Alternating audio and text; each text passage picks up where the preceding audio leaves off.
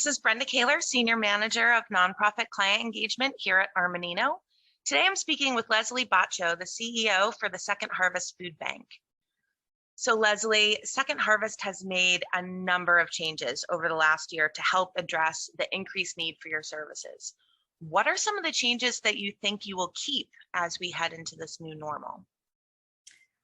Well, one of the biggest changes for us was that we made a shift to drive-through distributions in order to keep people safe. Normally, we have lots of these farmers markets where people can walk up and select what they want, but now we have really shifted to drive-through distributions, and that is favored by a lot of our clients because it provides a lot of anonymity and it's so convenient. And so while I'm sure we'll go back to lots of farmers markets, we will keep more drive-throughs post-pandemic. We also started doing home delivery for seniors who didn't have someone they could send to one of our distributions. And we know that there are a lot of folks who are homebound but have enough mobility to still prepare meals. So I would imagine we're going to expand that home delivery. And of course, there's a lot of changes we've just made to how we work together.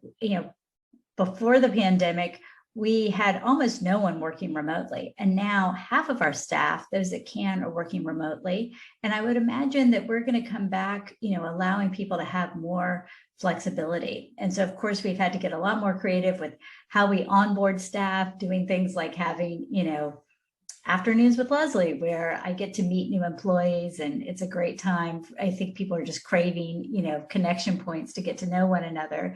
We've also started having DJs during our all staff meetings so that we can have, inject a little fun into those Zoom phone calls. And then our Marcom team has been doing lots of videos and really capturing client stories to try to better connect our donors and volunteers to our work.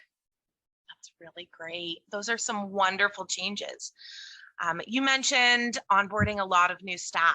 Second Harvest has grown significantly since the start of the pandemic to help address food insecurity and the need in our community. What's on the horizon for Second Harvest as we move forward? Well, we have literally doubled the amount of food we are providing to the community. We're now serving 500,000 people every single month. And that has stayed pretty constant throughout the pandemic. We really increased dramatically in the first 3 months, and then it's held pretty stable. And we know that it will take low-income households a long time to recover from the kind of economic devastation they've experienced. So we're planning to try to continue that for the foreseeable future. So that means continuing to get the word out that our services are available. It means, really thinking about how we operate now that we're a much larger organization, thinking about how we prioritize, what we can let go of, and what we can do more efficiently. We're also desperately in need of more warehouse space. We're now leasing an additional 4th facility, and there's a lot of inefficiency to having to operate out of so many different locations. So we're hoping to have a central location in San Mateo County and a central location in Santa Clara County that will really allow us to continue to provide this level of service and even expand.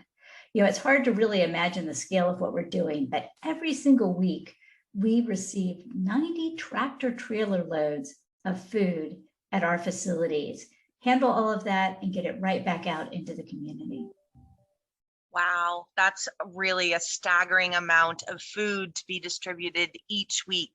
Those 500,000 families are really lucky to have you in the community doing this great work.